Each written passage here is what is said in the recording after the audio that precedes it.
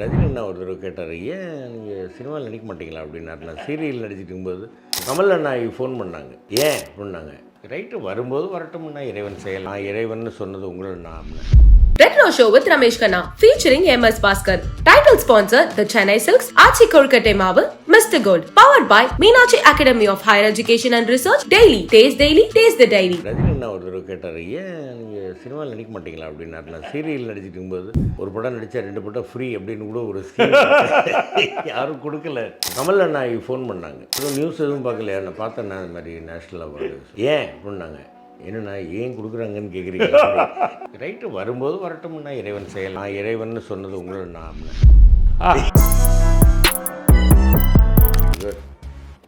கேட்குறதுக்கு பதில் சொல்லு, குறுக்க பேசுகிறேன். எனக்கு ஒரு டவுட்டு, கேட்குறதுக்கு பதில் சொல்லுன்றான், குறுக்கையும் பேசாதன்றான். அந்த அம்மா என்ன பண்ணும்? பெஸ்ட் விஷயம் என்னென்ன, பிகினிங்லேருந்தே அவன் ஒய்ஃப் அங்கே இல்லைம்மா, அது வீட்டில் இருக்குது. இங்கே காற்றுல பேசிக்கிட்டு இருக்கான்.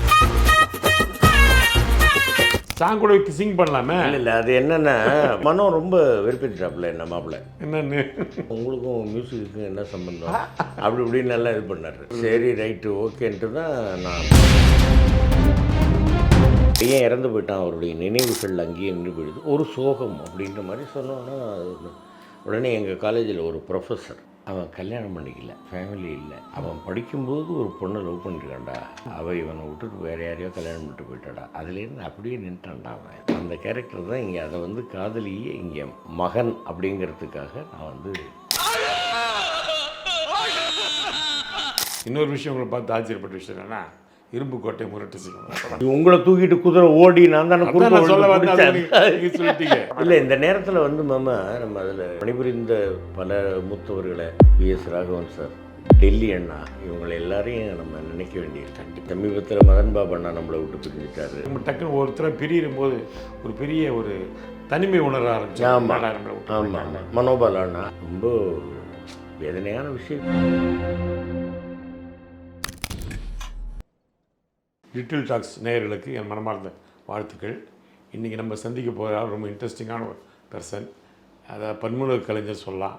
இவர் செஞ்ச சில விஷயங்கள்லாம் நான் பேட்டியில் சொல்கிறேன், உங்களுக்கு ஆச்சரியமாக இருக்கும். அப்படிப்பட்ட ஒரு நடிகர், அது மட்டும் தேசிய விருது வாங்கியிருக்கேன். வணக்கம், சந்தோஷமாக இருக்கும் பார்க்குறதுக்கு. எங்களுக்கு ஒரு சிறந்த நடிகர் இருந்தார் கலைவர் சினிமாவில், அவர் பேர் எஸ்பி ரங்காராவ். அவங்க நீங்கள் பார்த்தீங்கன்னா உங்களுக்கு தெரியும் எல்லாமே.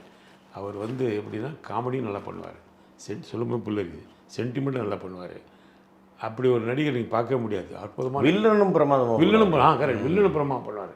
அதனால் அது எல்லாமே எங்களுக்கு கிடைச்ச எங்களுடைய ஸ்ரீரங்கருடைய மறுரூபமாக தான் நான் நினைக்கிறேன். இதில் இன்னொரு விஷயம் என்னென்னா, நீங்கள் டூத் பேஸ்ட் மேலே வேலைக்கு வந்தீங்கல்ல, அப்போவே உங்களுக்கு சினிமா வரணும், டப்பிங் கலைஞர் ஆகணும் ஆசை இருந்துச்சா? இல்லைம்மா, எனக்கு ஆரம்பத்தில் வந்து ரொம்ப எனக்கு நடிக்கணும், நடிகராகணும் அப்படின்ட்டு நான் ஸ்கூல் ட்ராமாஸ்லேயே, நான் எங்கள் ஊரில் ஸ்கூல் ட்ராமாஸை போடும்போது 8வது படிக்கும்போது நான் நாடகத்தில் நடிச்சிருக்கேன், அதெல்லாம் பண்ணியிருக்கேன். அதுக்கப்புறமா வந்து இங்கே வந்து நடிக்கணும் அப்படிங்க. ரஜினி அண்ணா ஒரு தடவை கேட்டார், ஏன் நீங்கள் சினிமாவில் நடிக்க மாட்டீங்களா அப்படின்னாரு. நான் சீரியல் நடிச்சிட்டு இருக்கும்போது, இல்லைண்ணா நான் நடிக்கணும்னு தானே எனக்கு ஒரு இது, ஒரு படம் நடித்தா 2 படம் ஃப்ரீ அப்படின்னு கூட ஒரு ஸ்கீம் யாரும் கொடுக்கல. என்ன அப்படி சொல்கிறீங்க? ஆமாண்ணா, அதுதானே உண்மை. என்ன அதுக்கப்புறம் சிவாஜியில் தான் அவர் கூட சேர்ந்து ஃபஸ்ட்டு நடித்தேன். கமல் அண்ணா ஃபோன் பண்ணாங்க, தேசிய விருது அனௌன்ஸ் பண்ண மறுநாள் பண்ணாங்க. சூப்பர் பண்ணி என்ன நடக்குது அப்படின்னாங்க. அது மாதிரி நான் ஷூட்டிங்கில் இருக்கேண்ணா அப்படின்னேன். அப்புறம் வேறு எதுவும் நியூஸ் எதுவும் பார்க்கலையா? நான் பார்த்தேண்ணா இந்த மாதிரி நேஷ்னல் அவார்டு சொல்லி. ஏன் அப்படின்னாங்க. என்னண்ணா ஏன் கொடுக்குறாங்கன்னு கேட்குறீங்க, ஏன் இவ்வளோ லேட்டாக வாங்குறீங்கன்னு கேட்குறேன். அதுக்கு அப்படி இல்லைண்ணா, நான் ரைட்டு, வரும்போது வரட்டும்னா இறைவன் செயல் இல்லை நம்மக்கிட்ட கரெக்ட். அப்படி நான் இறைவன் சொன்னது உங்களை நான் அப்படின்னேன். சிரிச்சார். அப்புறம் வந்து சரி, நான் அது உங்களையெல்லாம் பார்த்து பூவோடு சேர்ந்து நாரும் மணக்கிற மாதிரி நானும் உங்களோடலாம் சேர்ந்து நடித்து நான் வந்து அதெல்லாம் நானும் நார் தான், பூ நகை சீக்கிரம் உதிர்ந்து போடும், நார் நகை கடைசியில் மூட்டை கட்டி எடுத்துகிட்டு போகிறவரைக்கும் வச்சுக்கலாம். அவர் உங்கள்கிட்ட பேசலாம் ஜெயிக்க முடியாது என்ன அப்படின்னு. All the best. ஒரு நல்ல கருத்து சொன்னார்.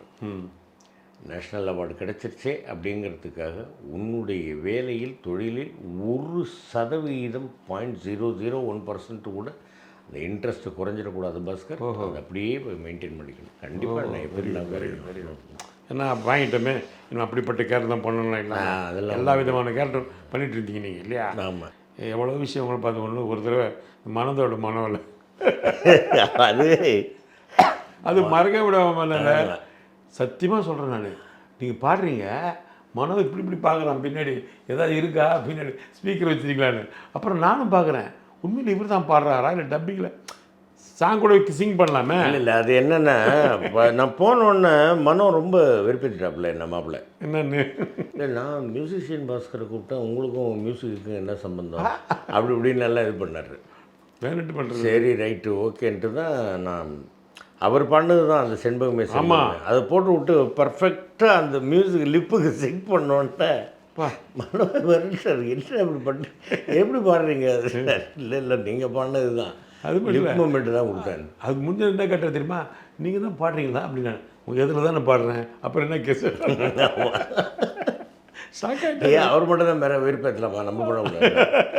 ரொம்ப அது அப்போல்லாம் நினச்சது அது எல்லா அப்புறம் என் சினிமாவில் ஏதாவது பாடல்கள்லாம் ஒன்று பாடுறது ஒன்று இல்லை மேம். நான் ஒரு பாட்டு உத்திரியன்னு ஒரு மியூசிக் டைரக்டரு நான் சினிமாவுக்கு மியூசிக் போடும்போது நான் உங்களை பாட வைப்பேன்னு சொல்லிவிட்டு சூப்பர் அந்த இன்னொரு ஒரு படத்தில் இந்த ஜூ ஜூ ஜூ ஜூ நாய்மே அந்த நாய்க்கு தான் நன்றி ரொம்ப கேதுமே அந்த பாட்டு நானே தான் பாடினேன். அப்போ அந்த காலத்து நடிகனாக வந்தீங்க. அப்புறம் டப்பிங் ஆர்டிஸ்ட் எப்படி மாறினீங்க? அக்கா அக்கா கூட தான் நான் வந்து மாமா எப்படின்னு கேட்டிங்கன்னா அக்கா வந்து நடிக்கணும்னு ட்ரை பண்ணாங்க.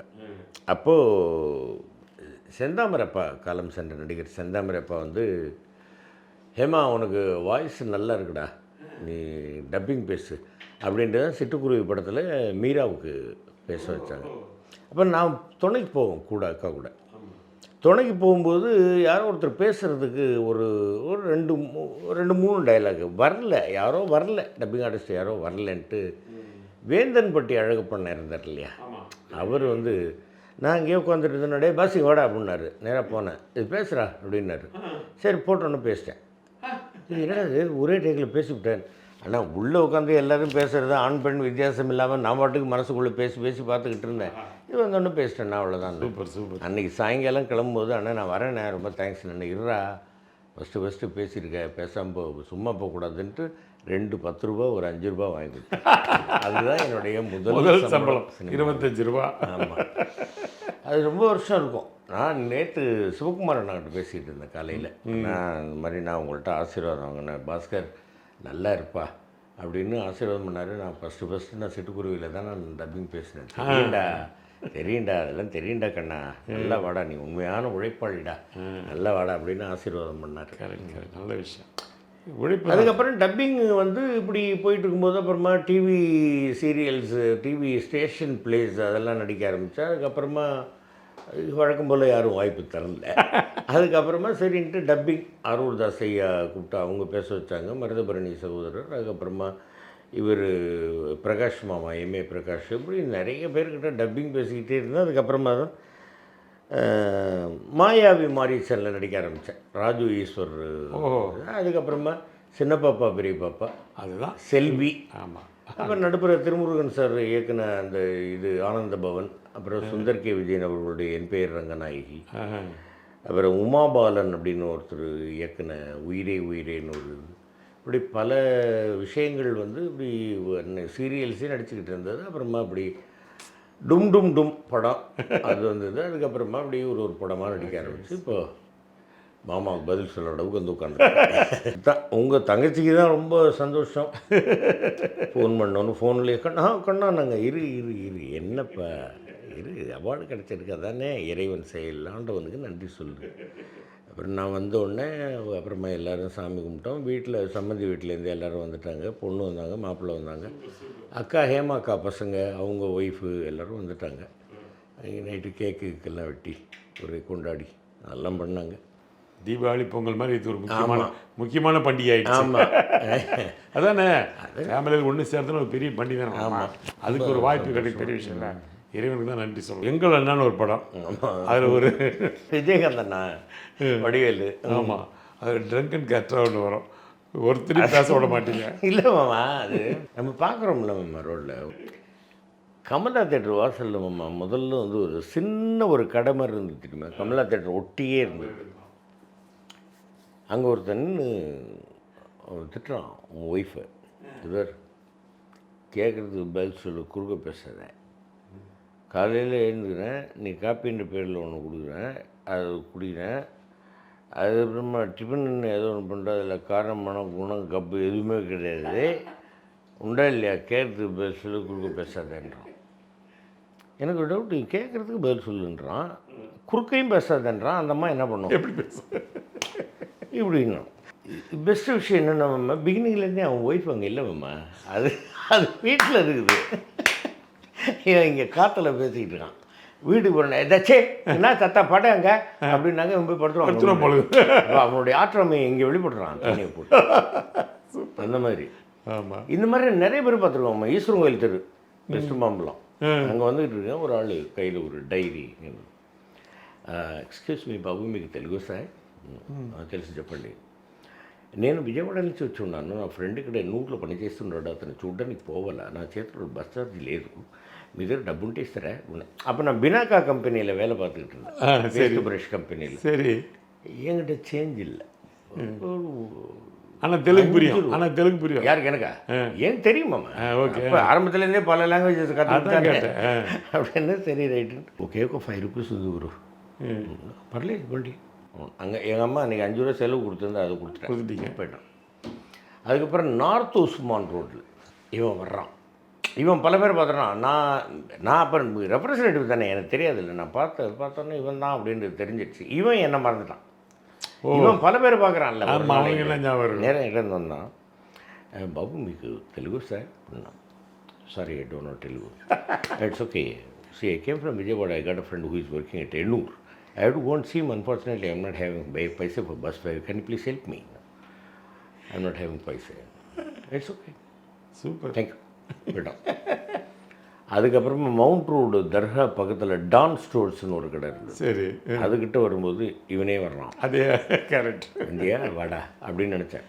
நேரம் என்னன்னா, బాబు మీకు తెలుగు సార్, నాకు తెలుగు వస్తూ మీరు విజయవాడ నుంచి వచ్చి ఉన్నారు, మీకు ఫ్రెండ్ ఎన్నూరులో పని చేస్తున్నాడు, అతను చూడడానికి పోవాలా, అన్ఫార్చునేట్లీ మీ చేతిలో బస్ ఛార్జ్కి డబ్బు లేదు, దానికి నేను ఇవ్వాలి, అదే ఏంటడే పిచ్చే ఎవరు ஒழுங்கு அடுக்கு தெரியல, ஒரே டைலாக் இங்கிலீஷ்லையும் தெலுங்கு வந்து வாட் நொன்ன வாட்டு போட பேசாமல் போட்டு. இந்த மாதிரி இது குடிக்காக தான் மாமா இவ்வளவு. ஆமாம் இல்லை, எவ்வளோ மாமா இந்த மாதிரி எல்லாம் பார்த்தோம்மா, அதுதான் கொண்டு வந்து வச்சது. சூப்பர்.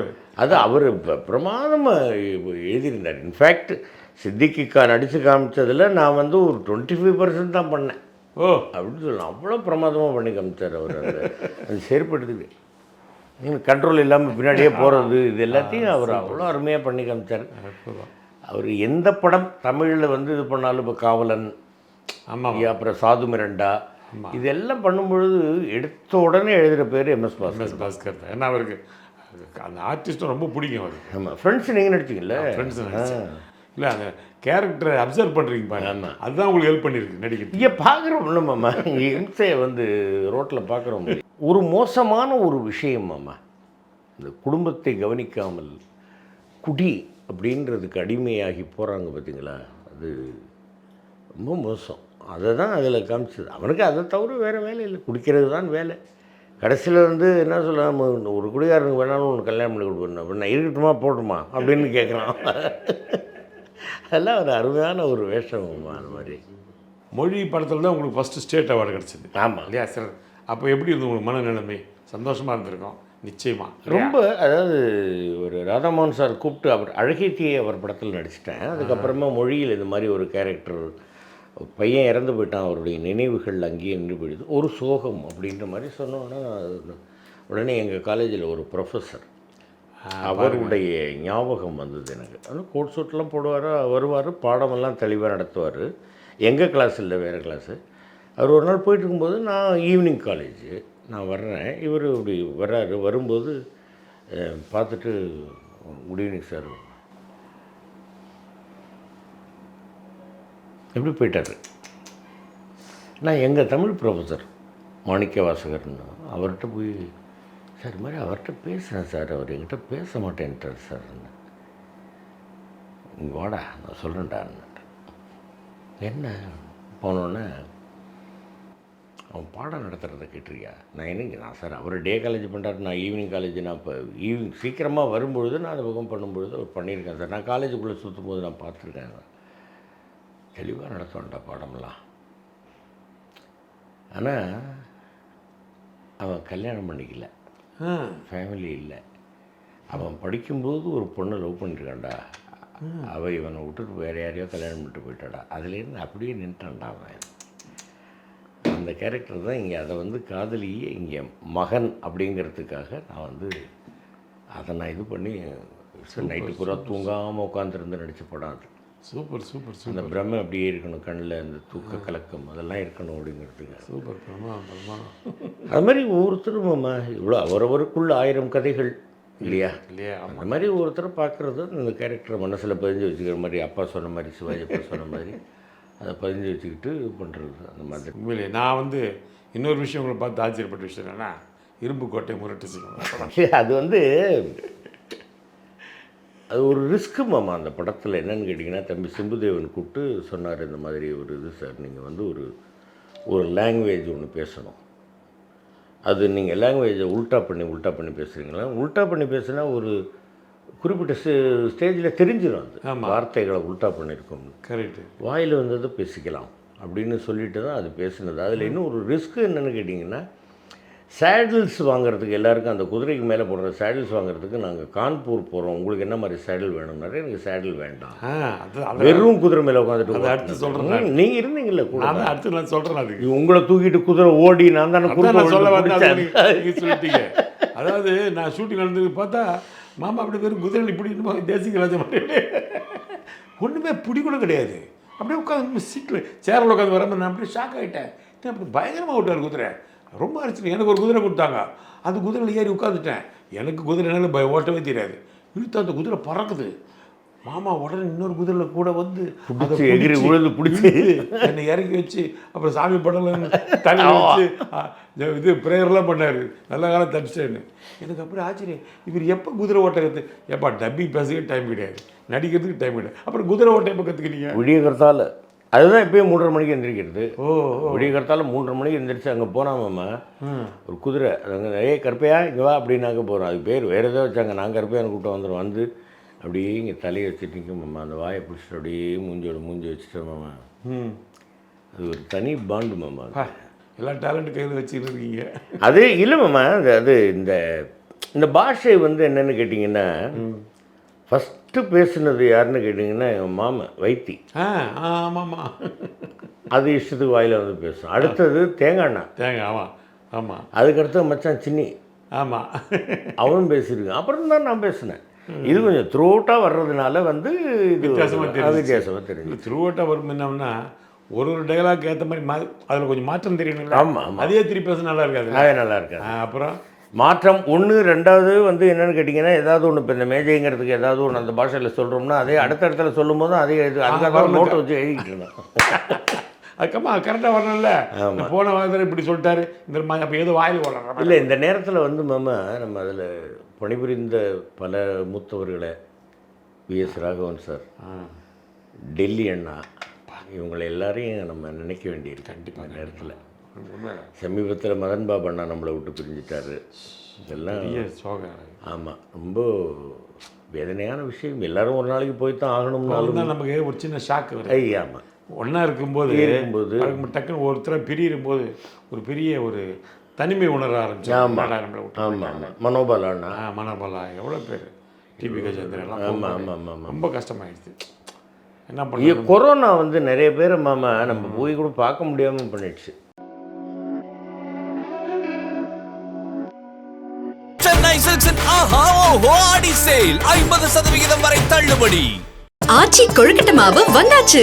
ஆச்சி கொழுக்கட்டை மாவிற்கு கொழுக்கட்டை அச்சை கேட்டு வாங்குங்கள். அதான் மிஸ்டர் கோல்ட், தரத்திலையும் அளவுலையும் நோ காம்ப்ரமைஸ். மிஸ்டர் கோல்ட் 100% கடலெண்ணெய். Meenakshi college of nursing Mangadu and அருள்மிகு Meenakshi college of nursing Kanchipuram BSc, MSc and post basic BSc. Taste Daily. Taste the Daily.